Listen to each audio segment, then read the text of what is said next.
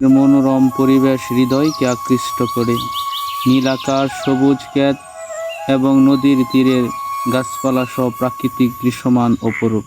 শহরের বড় বড় রাস্তার যানজট, জনকোলাহল নেই, সেখানে আছে পাখির কিচির মিচির শব্দ, নদীর কুলো কুলো ধ্বনি, গরুর হাম্মা হাম্মা ডাক। বিকেলের আনমনে হাঁটতে থাকুন গ্রামের আঁকাবাঁকা আইল দিয়ে।